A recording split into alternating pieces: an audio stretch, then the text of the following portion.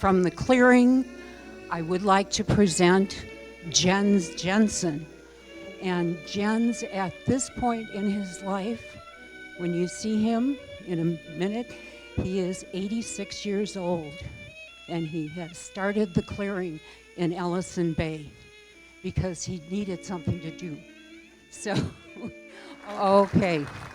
And with that, with no further ado, I'd like to introduce Jens Jensen.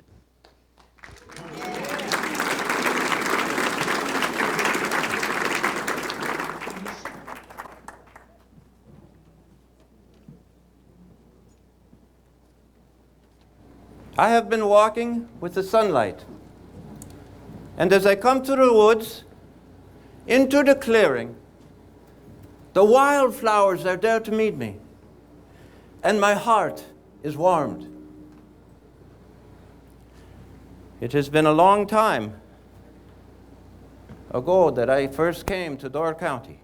I was looking for a place in the country. We had the Model T, made by a gentleman named Henry Ford. Perhaps you've heard of him. He sold a lot of these. And I'm driving north, and Anna Marie is in the passenger seat, of course, and Myrtha Fulkerson, my secretary, is in the back with the children. And as we come up towards Ellison Bay, this little town, for the first time, I got to the top of the hill, and you know what I saw? I looked out over this bluff off into the lake, the Green Bay, and I was looking west, so I knew the sun would set before me. And there was a bluff with a forest on top. It looked just like my childhood home in Dibble, Denmark. And as we're driving in, I went, Anna! And I took my hands off the steering wheel, and we drove into the ditch. I was so excited. I was so excited. Very, very, very excited. You know, years go by, and I established a folk school in Ellison Bay. It's called The Clearing. Maybe you have heard of it, and I would like you to come up and see me sometime. Myrtha will make you some tea or coffee and perhaps something German because she likes that kind of food. I'm Danish, so you know what I like. The clearing is a place where I now live. And it is a school where I want students to come and find themselves. Well, when we were up there, before I moved up there, all the time, we would meet with the Telfers in town. And he was a young man then, in 1924, young strapping man doing things in the orchard. And sometimes we would carry a picnic over to see the Toft family, Thomas and Juliana. And they had 7 children, a few more than me and Anna. But at that time, there was a woman in the family. She was a woman then, and her name was, of course, Miss Emma. And she was already teaching school, first up in Rowley's Bay, and then she went out across the prairie, which of course warms my heart, and she taught in North Dakota and Iowa, and then came back. Well, I want to tell you, I was not always here in Ellison Bay and in Door County. When I came across the ocean, I did so for a very specific reason. You see, I fell in love with a woman who was working in our household in Dibble. Her parents had passed on, and you cannot control the heart, you know, and sometimes the heart goes where logic says no. But sometimes it does go in the right direction, and this time it did.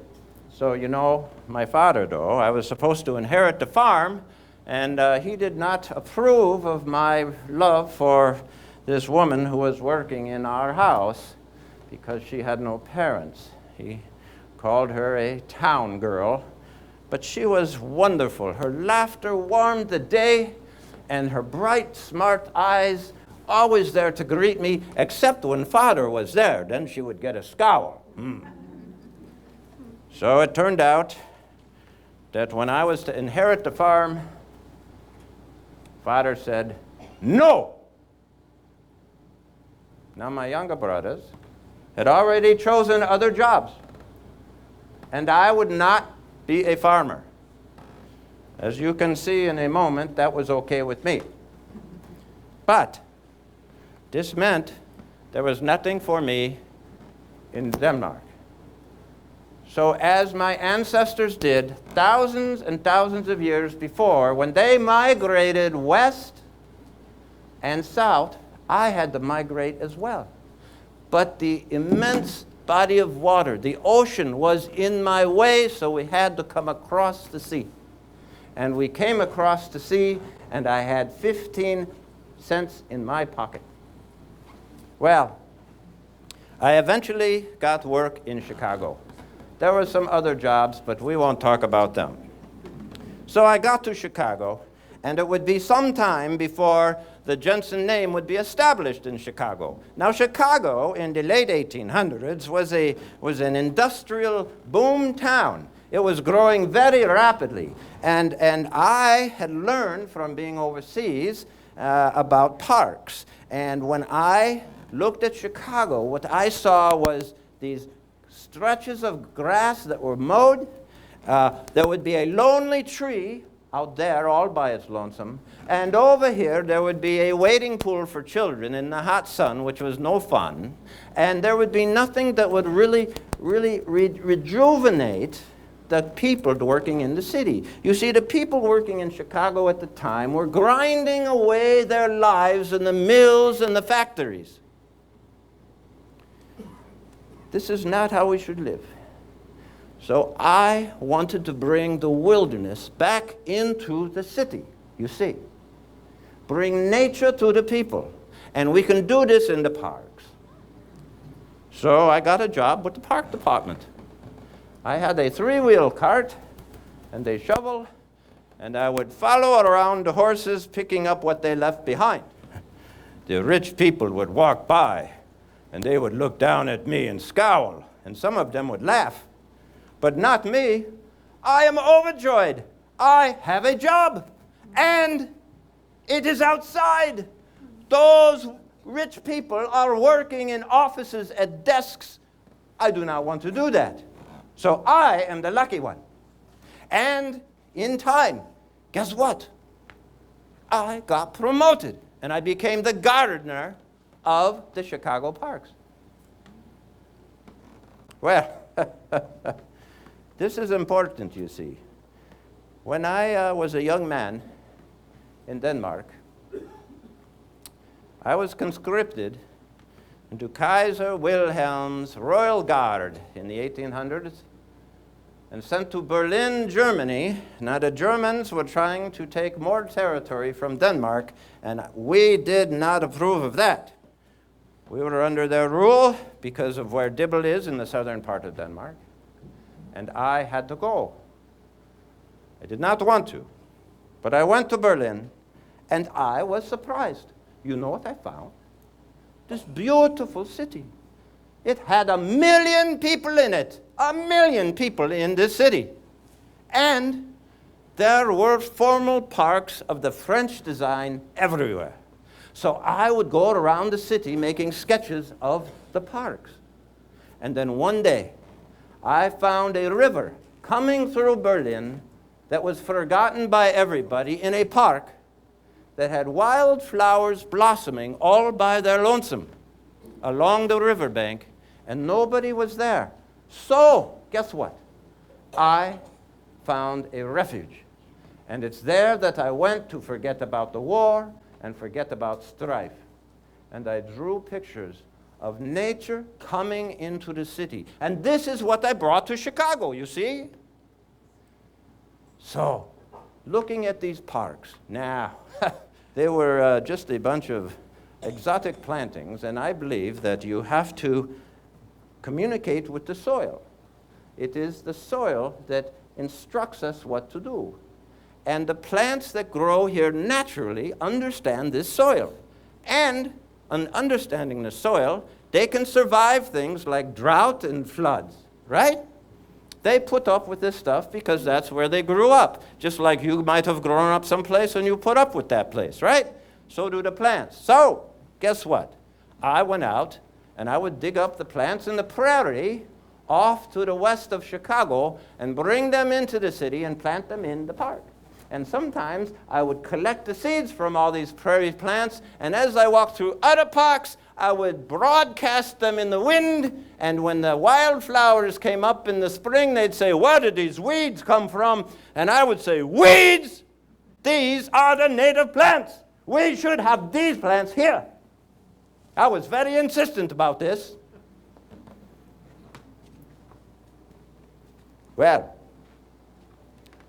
there were many people in Chicago at the time, and I met an architect named Louis Sullivan. He was a transcendental philosopher architect. You'll figure it out. And he loved Walt Whitman. He carried around him Leaves of Grass that was read so many times that the pages were gray and brown from the dirt from his fingers and his pencils as he drew architectural diagrams. Well, in his office was a young man named Frank Lloyd Wright. He was an interesting man, but he had a very severe mother who was an expert in teaching the philosophy for children of Frederick Froebel. Now, maybe you know Frederick Froebel. He is the man that decided we should have kindergartens. Now, kindergartens are for young people to learn. And he said what a child should do is have a bunch of blocks and build things out of these blocks because he's using his own head, huh? And he's innovating. He's thinking about how can I make something out of nothing? And this is what Frank Lloyd Wright got started on as a child. Some of you have seen some of his buildings, and this is starting to make sense. So there we were. There is a group called the Chicago Group, and I was in that office as well for a while. But I like the prairie. You see, on some days, I go west of Chicago. And remember, I grew up on the sea. And the immensity of the sea was replaced by the great plains of North America.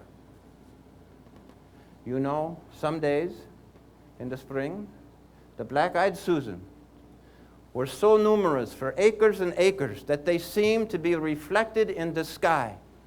And I would stand there, tears streaming down my eyes, because I could feel the spiritual power of the prairie coming off the earth, out of the soil.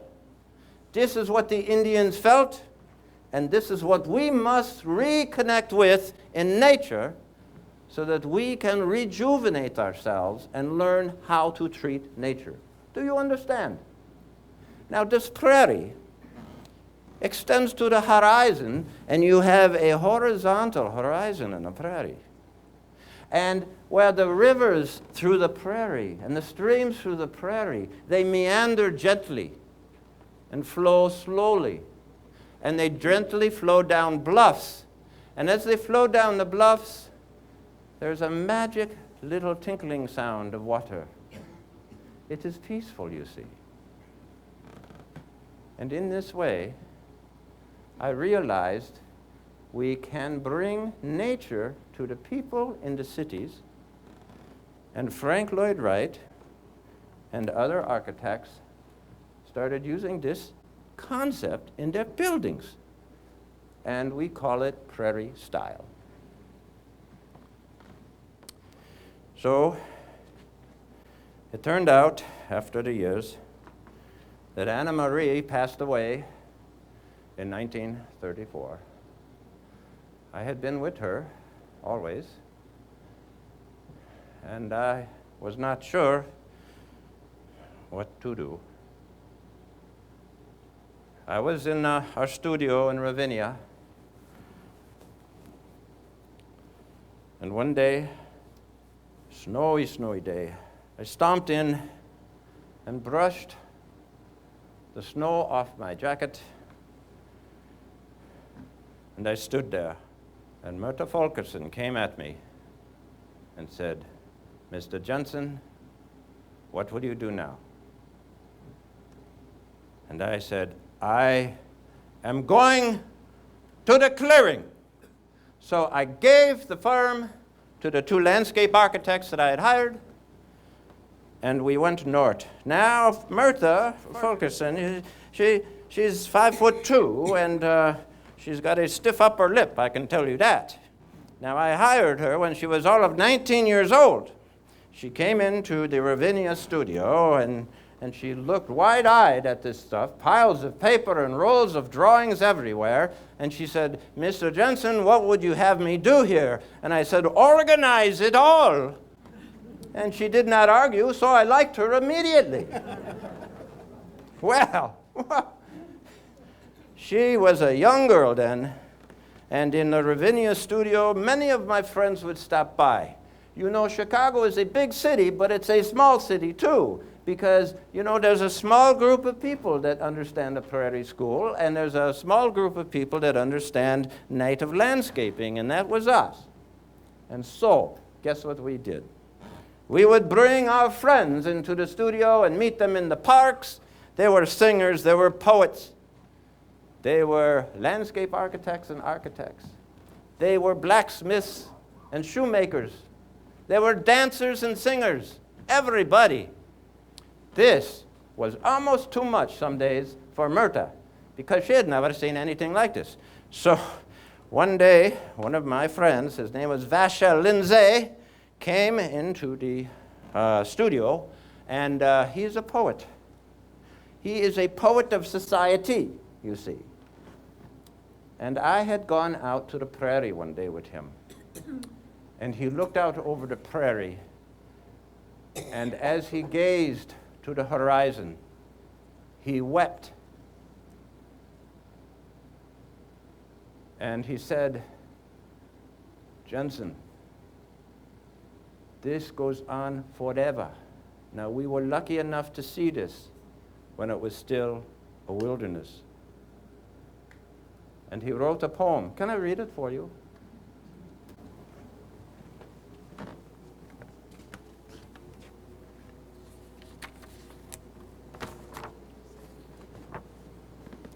Now, the thing about Vachel is he believed that poetry should be sung. The flower-fed buffalo on the spring, in the days of long ago, ranged where the locomotives sing and the prairie flower lies low. The tossing, the blooming, the perfume grass is swept away by the wheat, and wheels and wheels and wheels spin by.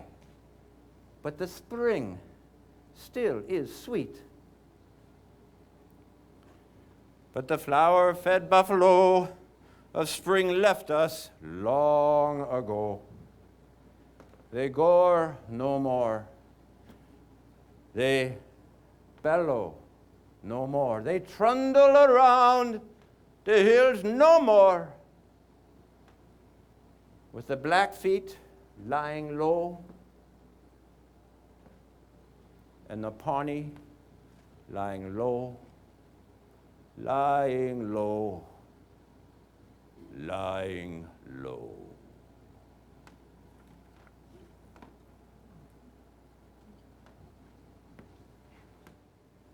Because he understood that the wilderness was vanishing before our eyes. And it is incumbent upon us who see this to react and act and do something to stop the loss of the nature the loss of the wilderness. This is very critical that we, as a civilization, protect that from which we came.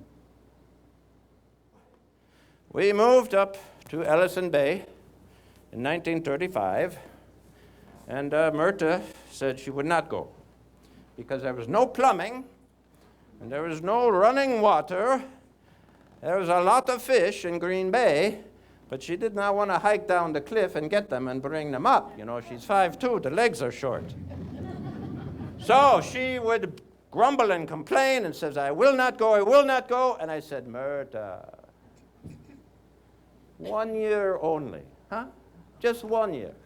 You try it out. If you do not like it, go back to Willamette. She didn't know it was coming.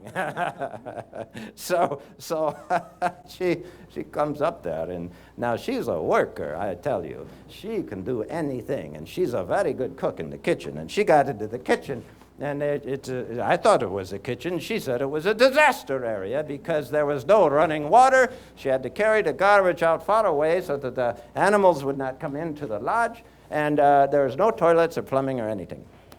But you know what? She stayed. Now, in those early years, Emma Toft had come home. You see, she had gone down to Chicago after being a school teacher to learn about nursing. And, well, she was only starting her studies when her father, Thomas, a friend of mine, he became ill. And so she came home to help. You know, that's what we did back then. When the parents needed help, we came home, except my parents didn't need help, so I stayed here. That was a good move, huh? So she had changed a lot since I had seen her a long time ago. When Emma walks, it is like she is gliding, she is floating. She is floating through the woods. She tells me when I come over to see her place in Toft Point, mind where you put your foot. There is somebody living there. Walk lightly. And she would write me little poems. And one said, touch with your eyes, but do not pick up with your fingers. You know, she loved the wildflowers, and she did not want anybody to pick them because she said if you pick them, what will you pick next?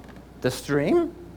And then if you pick the stream, you pick all the woods, and pretty soon you're picking the bluffs and the land and the lake, and there's nothing left. Besides, where would you put all this stuff, huh? She was a tall, upright woman with an intelligent demeanor about her, and she conveyed respect to you. She respected nature, but there was a little bit of vinegar in Emma. If you had ideas that did not collaborate with hers, she would let you have it. Now, this woman was a working woman. You look at her hands, and there's calluses on these hands, and her knuckles are starting to get gnarled because of all the work she does outside, and they're strong hands from picking up firewood and tending the garden. And when she would grab onto your hand, you knew it. I had seen more than one man cower at the strength of Emma Toft. She was a lot like her father, Thomas. Now, Thomas was a hard-working Dane with a stiff upper lip. And one day Emma said to me, you know, Jensen, sometimes you are a little bit boastful. I didn't think so at all. I mean, I really did all those parks just the way I said. But she said, you are boastful. And I said, well, he says, if my father was still alive, he would straighten you out immediately. That was Emma. I'm telling you. I believed her. You know, he bought the 40. He bought it before the lumberjacks had gotten in there. And so the forest had not been cut. This is rare, you know. Sometimes, during many days, many years, I would travel from Ellison Bay in a clearing over to Bailey's Harbor here. And when I come over the backbone of Door County, I could see no trees. I could see the Lake Michigan, and I could see the Green Bay. That's what it was. Now, some are coming back, yes, but you know, these forests are where the soil is kept. And when we do not have the soil in the forest, the soil leaves. It gets washed away. And the animals leave.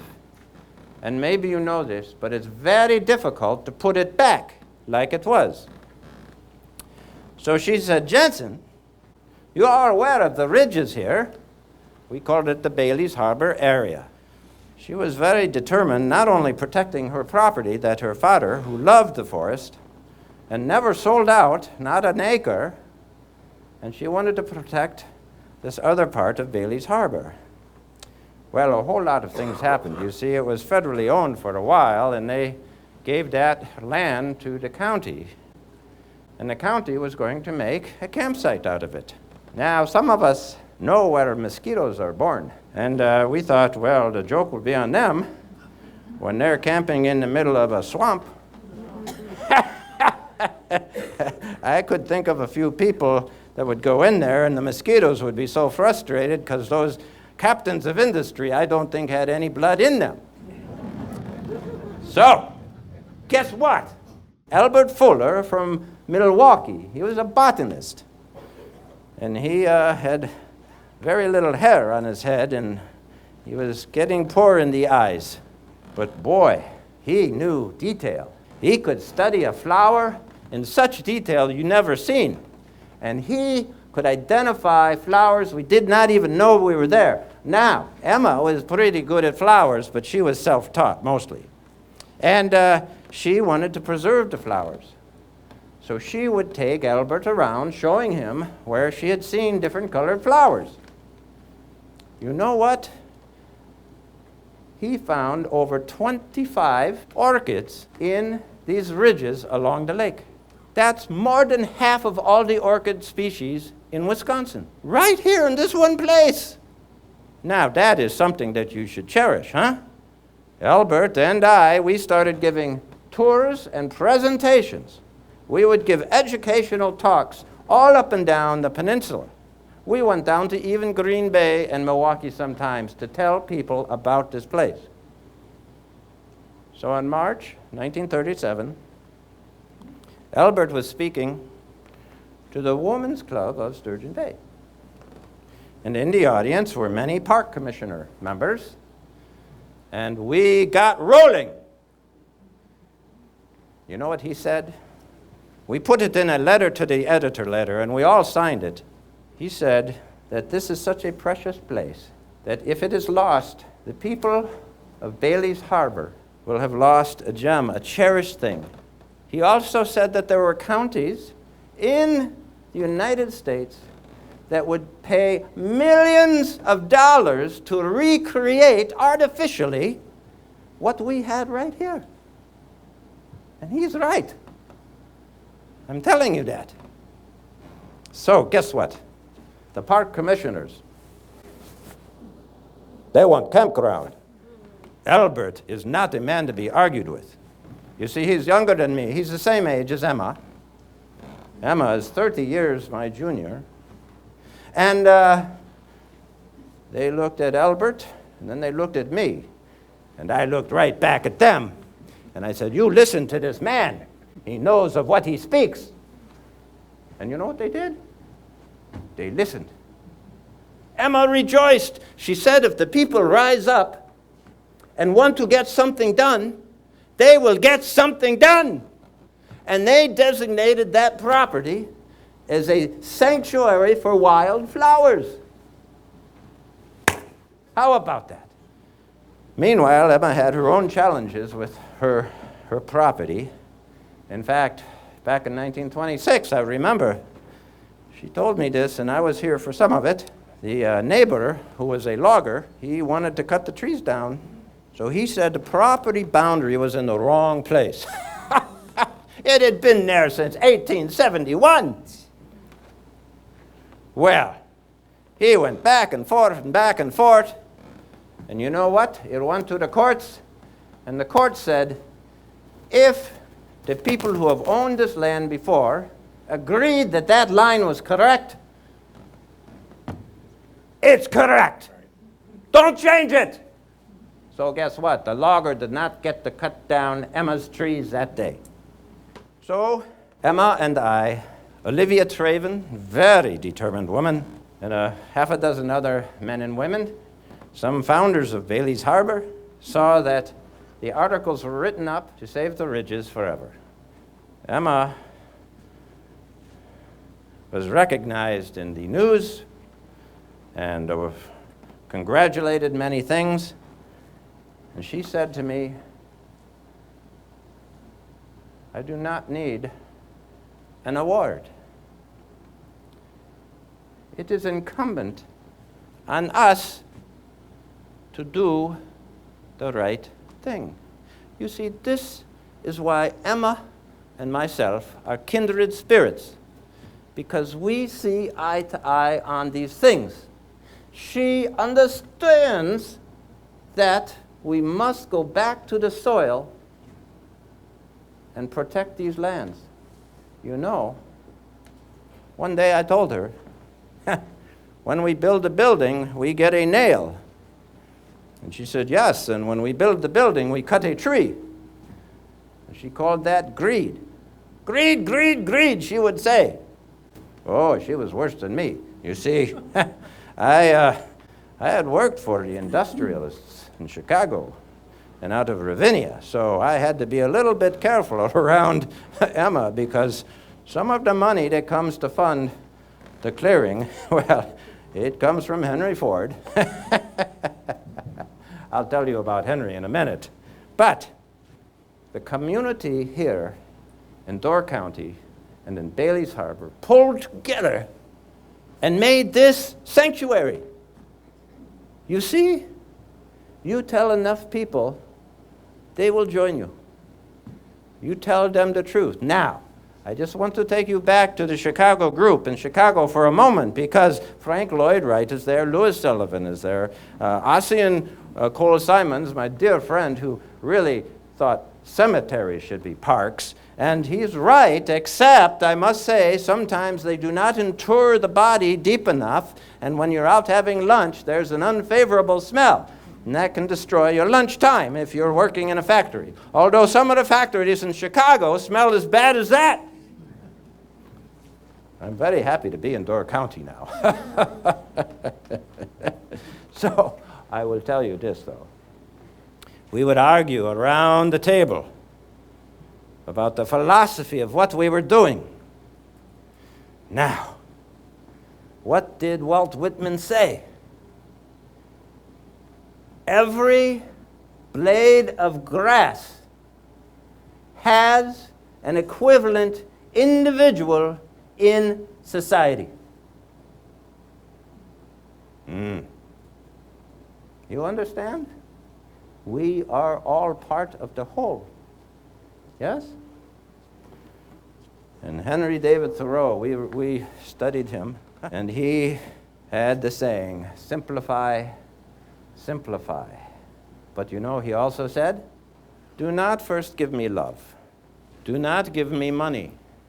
Do not give me fame. Give me truth. Give me truth. And the truth is in the soil, and that's why we bring nature back to the people. You see? That's why it is so critical to protect these landscapes. It's so critical to incorporate these landscapes, not only into the parks, but into the buildings as well. This is what we taught the architects. They will not tell you that. They will tell you the other way around. Frank would say, you know, the building is the most important thing. And I would say, no, no, no, the soil is the most important thing. And we would argue and argue and argue. And then Louis Sullivan would say, simplify. Well, I said to Frank Lloyd Wright one time, you got it wrong, Frank. Now, Frank believed everything he said was right, but it's not. I can tell you that from first-hand experience. So, I said to Frank, you know, Frank, first, you plant a cabbage. Then, you plant a flower, right? And after you have watched that flower grow, you plant a tree. When you have planted the tree and learned from that tree, then it is time to plant a city. Not before. So Frank has got it backwards. Well, when Anna Marie was alive, she said, I don't like Frank's buildings at all the roofs leak. I was down in Racine the other day, and I was seeing Herbert Johnson, one of the Johnsons. Frank designed their wing spread house, and it's a doozy, I tell you. It's big. And he's got all these windows up high. And he was having a big party there. Now, Herbert is he can be very intense because he has big responsibilities running this company that makes wax. And it's for floors. Maybe you heard of this thing, you know, Johnson wax stuff. He was having this party, and he was sitting at a table. And guess what happened? It started to rain. Whoa, no. And all up there are these windows, beautiful windows. They let the light in, and the house heats up like an oven. I'm telling you, Frank is not an engineer. So, well, two things he doesn't know. Well, the list is getting long.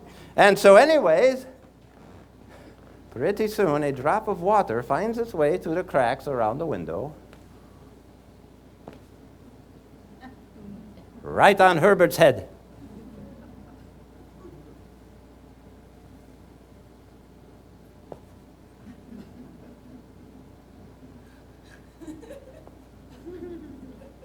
The room is silent. Even the governor is quiet. Everybody's wondering what Herbert's going to do. And he's sitting there, and you can see that he's just not a happy person. Hand me the phone, he says. Somebody brings the phone. Get me the exchange, he yells into the phone. I want to talk to Spring Green, Taliesin, and that architect, Frank Lloyd Wright. Now! And Frank answered the phone. Do you think he knew what was coming? Do you think Frank even cared? I don't think so, because he goes on the phone, and Herbert says, it is raining, I am having a party, and there's rain falling on my head, right where I am sitting. Do you know what Frank said to him? Move the chair. Well, you see, Frank calls himself an intuitive architect. Now, Anna Marie, when she was alive, very, very much understood intuition, because she said that I was sometimes a little too intuitive. Frank is an intuitive architect. And I pointed out to Anna Marie that water is intuitive. And since water is intuitive, that's why his roofs leak. Then he started calling himself an organic architect, because I guess the intuition was getting a little bit wet. So we would gather up here, and we would have philosophical discussions all over again at the clearing, and sometimes around the kitchen table in the Toft house. And oh, I love that little kitchen. You know, back in the 20s, they bought a Sears and Roebuck stove, what Emma called the Mayflower stove. She says it worked really fine. And I'm telling you, she could make those Swedish pancakes and put chopped up apples on them and some nutmegs with lots of butter, and I could stay there for a long time. That was very good.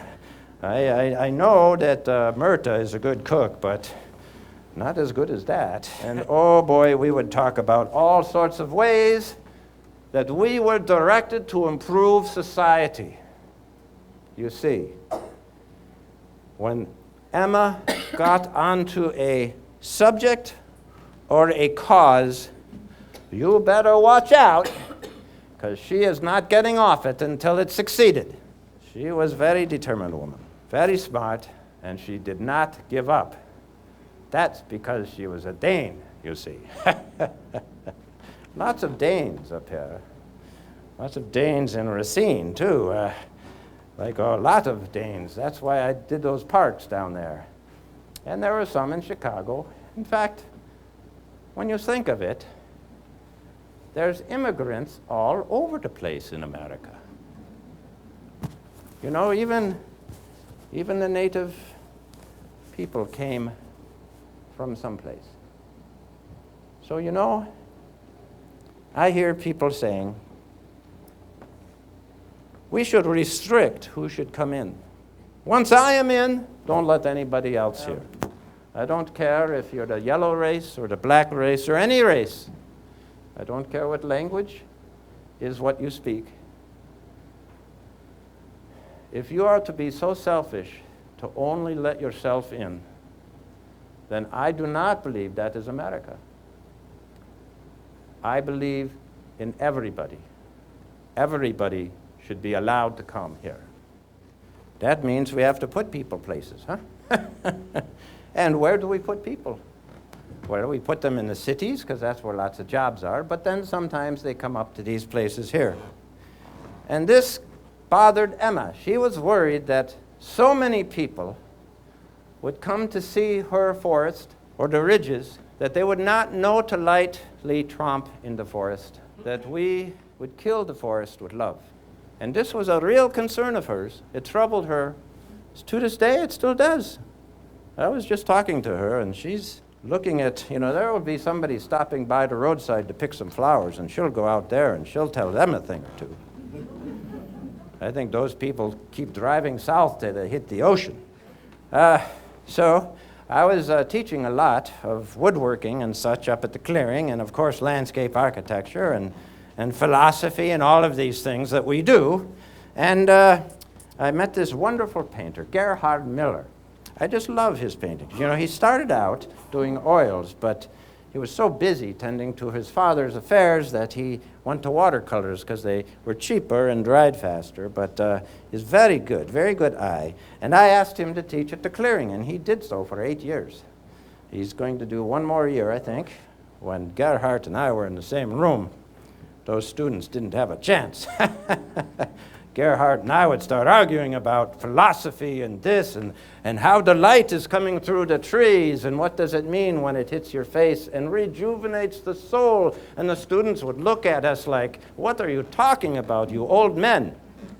One day, one of the students came up to me and they said, Mr. Jensen, if I come to the clearing and graduate, right there, he had a problem. Will I become a great landscape architect?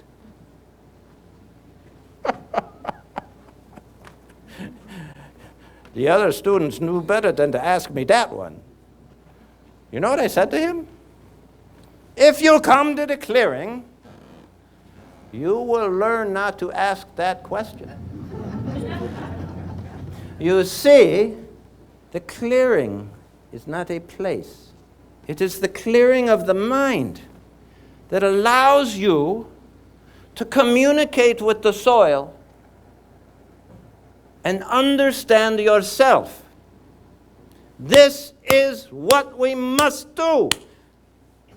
Now, one of my students, Alfred Caldwell, very bright, wonderful landscape architect, a dear friend still. He worked for me for a while, and he said, could I take a sabbatical, Jensen? And I said, sure. What do you want to do that you're not doing now? I could not believe that he would want to do something else, you see, because, well, we did everything. And he said, I would like to go to Taliesin, the Frank Lloyd Wright's school, and learn from the master. You see, Frank had a different philosophy. At Taliesin, you were not a student, you were an apprentice. Frank was not a teacher, he was the master. And he required you to call him the master. I think there's some issues there.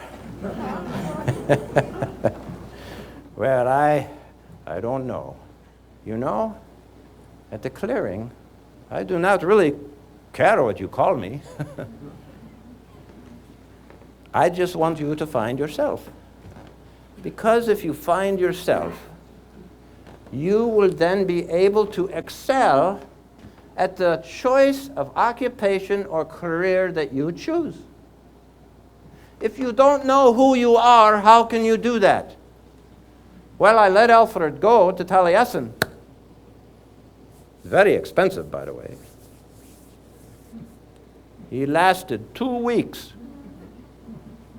And I must say, his wife, who was quite a woman, very astute, said, "You know, Mr. Jensen, I didn't trust Mr. Frank Lloyd Wright unless Alfred was by my side, because he has a reputation as a bit of a dandy." Now, that's not in the papers or nothing, but I've been to his parties, and wow, there's things going on there that we don't have at the clearing, I can tell you that. So, Emma and I, we saw each other all the time. Overjoyed with the religious sanctuary. She would be up there taking classes and doing some teaching as well. And we would come down to Toft Point. You say I've been painting a lot. I pay attention to the teachers that come to the clearing, because I learn too.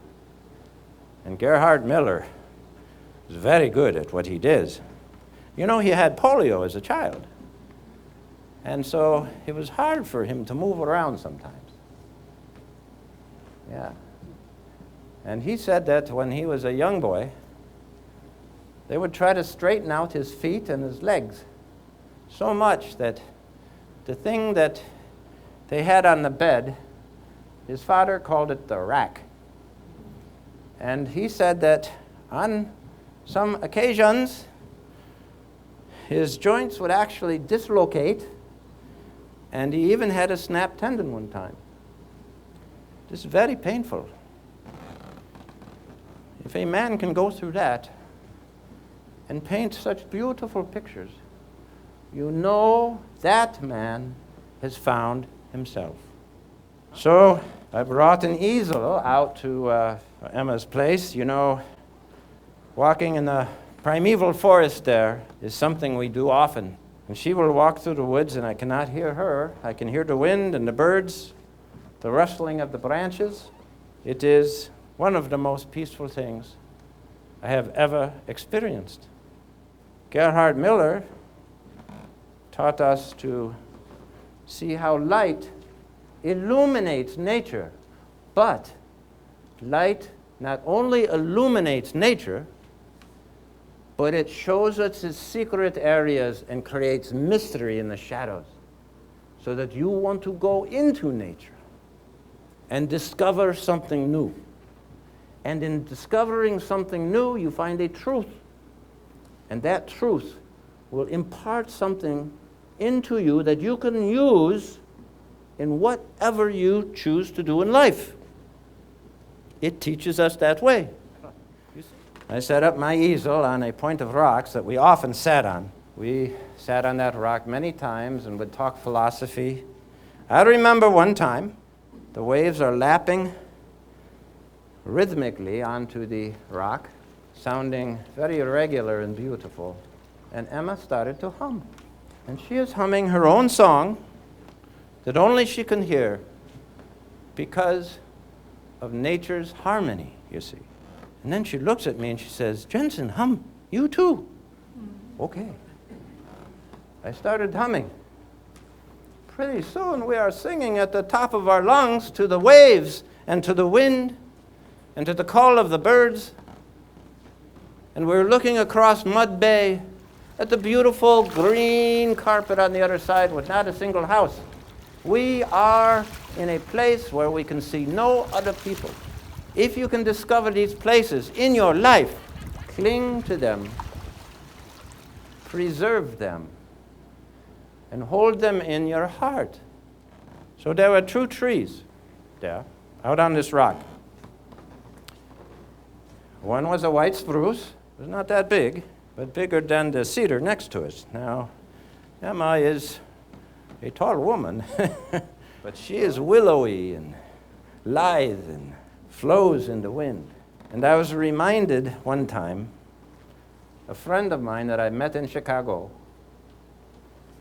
Sybil Shear. Do you know of her? She's a dancer. And she comes up to the clearing now and then, and she and Emma are friends, and she dances. But it is a dancing that is like nature. She will put her arms and her legs in a position that seems as if she has no bones. And she will look like a tree, or the branch of a tree. And then the branch is blown this way by the wind, and she will react and do that as well. And she will dance in the lodge, and she will dance in the council rings on the clearing. And we will be so rejoicing in this beautiful outpouring of artistic gift. She is my woodland nymph. But Emma is my soulmate. So I painted these two trees. She said I brag sometimes, but I called them Jens and Emma. But you know what I did? I painted them so it is as if they are in a storm right now. And their branches are moving and blowing this way. And when Olivia Traven saw this, she said, "Why did you paint them that way?" Because we are two Danes in a storm trying to hang on. And the storm is civilization. And this is the force that we resist or turn to good purpose. Do you understand? Does this make sense to you? We are part of nature. You know that. And we are part of the cities. So how we blend these two things is how we convey our ethic to the rest of the world and to our children especially. Now, there's this guy over in central Wisconsin. He writes stuff in a shack. I have my cliff house. You know, when the clearing is a little too busy and I have to get away from all the people up there, I go to my cliff house. It was a long time before anybody knew I had it. I sleep down there, and I sometimes just listen to the waves below the cliff. But this man, Aldo Leopold out there, he said that if you do something does not enrich the land, then it is not the right thing to do. This is a common sense thing, I think, huh? So you realize that a lot of the philosophy that we in this conservation world practice is indeed common sense. So I finished the painting and I gave it to Emma. She quite liked it. And I said to her, you know, I know that you had a boyfriend way back when you were teaching in Ellison Bay. She was very young then. But he was called off to war, and he did not come back. She cried and cried. She was very young. These things that happen, we can bring them into our hearts and use them to make us better, or we can fall away. She brought that into her heart. It gave her focus. Oh, she said there was somebody else that was courting her, but she never wrote him back. And I said, so you do not need a husband. And she said, Jensen, look about you. Look at this primeval forest. What man could ever fulfill me so much as this forest?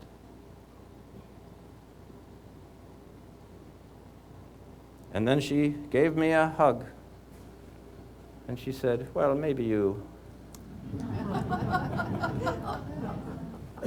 And she gave me the lightest kiss on my cheek. It was like a hummingbird had breezed by. But you see, she has a higher purpose. And if we all have higher purpose, think what we can do. Huh? Because there is only a few things in life we can truly love. And to truly love these things takes all of our concentration and energy. And that love gives back to us and imparts experience and knowledge that helps us become better caretakers of the land. You know, I go down to the cliff every night to see the sunset. And you can feel the breeze on your face. Let it blow to you. And you can feel the fathers and the mothers and the sons and the daughters of the Eskimos in their igloos far in the North Country. And you can feel them because the wind that kisses their cheek is the same wind that kisses mine.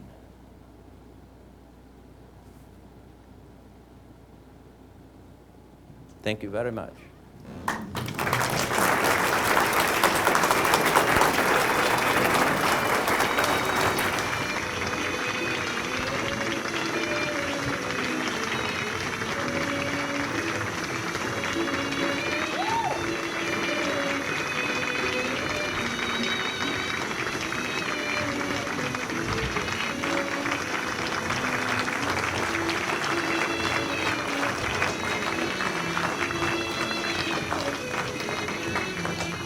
Thank you.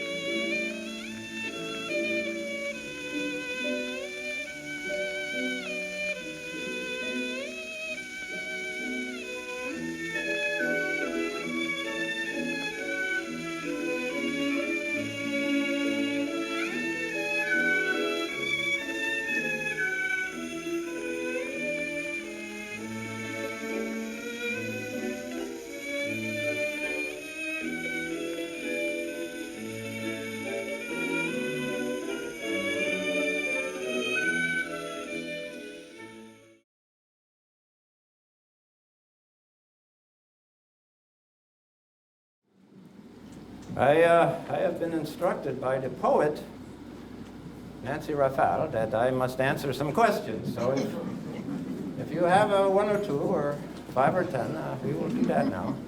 But otherwise, we missed the sunset tonight, but the lake is still beautiful, so there we go. Yes, sir.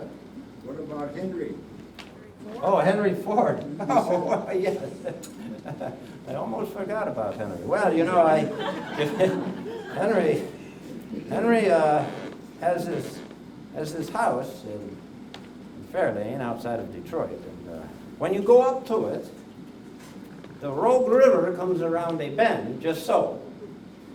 And the house is on a hill, just so. And it creates what is an illusion of the optics, and it looks like the house is crooked. So the architects did not know what to do with this, and one of them, very wisely, said, "Call Jensen, he'll fix it." Well, I went down there, and I had a good laugh when I saw that, because they did not think about anything of how it looked. They just thought of the inside. Well, So he says, Jensen, I will hire you and you will fix this. And I said, I am sorry, Mr. Ford. I cannot work for you. Now, Mr. Ford is a man used to getting his own way, and he does not hear no very often. But I said no to him. And he said, why not? And I said, you know, you are an industrialist, and I am an artist. We will never agree.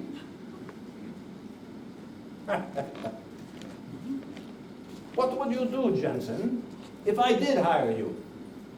Well, this was easy.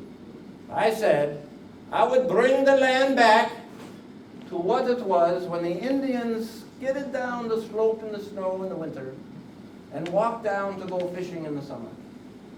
That's what I would do. You know what he said? Do it. He had me there. So, well, I landscaped the property, and the way the house sits, I created a winding road to create mystery before you see this house. It's quite a castle, but as you walk inside to the entryway, there is a music conservatory room that faces to the west. So I thought, you know, Mr. Ford will come in here every day. So I made a clearing so that on a solstice, there would be sun coming into that room. And you know what he did? He said, Jensen, many days in the summer, when I come in after working in the factory, I walk in and I stop suddenly because of the glow, the warm orange washing over me through that window. And sometimes, Jensen, I stand there for 10, 15 minutes and I think about my place in nature. Can you imagine an industrialist thinking that? That was a good one. Thank you. Yeah. What were the names of some of the parks that you created in Chicago? Oh, well, Humboldt. Oh, I have a wonderful story about one of the parks where I made a waterfall. Garfield Park. So Garfield Park, do you notice? I put a waterfall in there, and the waterfall was supposed to be a prairie river. And the prairie river, as I described earlier, just goes down the layers of rocks very peacefully. Well, the workmen did not understand this, and I come in to see this waterfall. They said they had finished it. And it is this cascade of roaring water like in a mountain river in the Rocky Mountains. And I said, you haven't got it.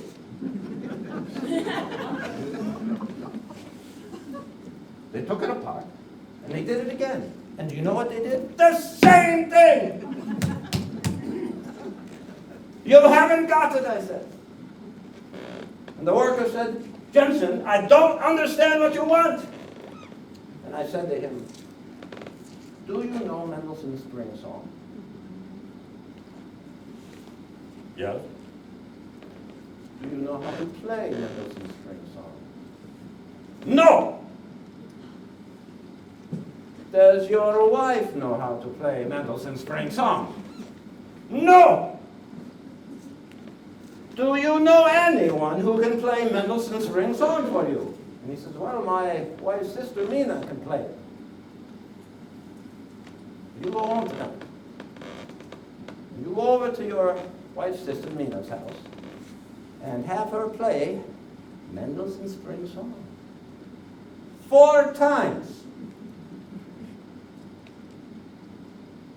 He goes home and he tells his wife, Jensen's cracked. He's lost his mind. He's working too hard, too much to do. So, you know what his wife said? Very wise woman. Maybe Jensen has a point. So they go over to Mina's, and Mina plays. No. 4 times, Jensen said.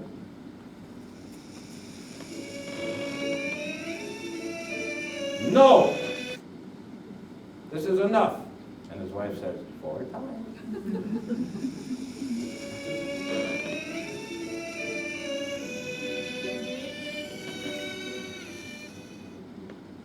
Play it one more.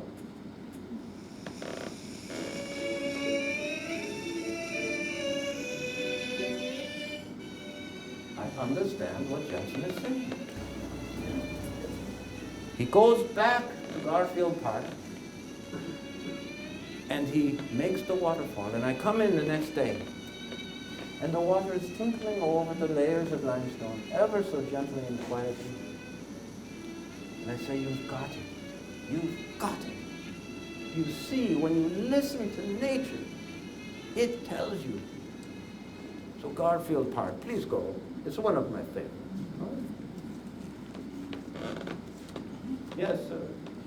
It's my understanding at the Ford estate that Mrs. Ford had always, roses. Don't get me going on the roses. No, no, not the roses. Henry is bad enough, but Mrs. Ford, you know what she did? She built these raised bed square, and then she put roses in the middle of my clearing. I cannot abide by this. I had him take them out. This is not something that I can put up with. So do not bring that up again. No roses in my clearing. Do you have another question that's not so disruptive? I studied under Mies Van der Rohe. Ah, I was the last graduating class with Mies, IIT. It was my understanding that Caldwell, he actually used Caldwell as a landscape architect on his buildings. Did you know that or no? Well, you know, Alfred, we stay in touch. Yeah. Alfred's very good. Alfred's very good. And so you must be very good too. I guess. He's a humble man, just like a Dane. There you go. You are okay in my book. All right. Thank you very much.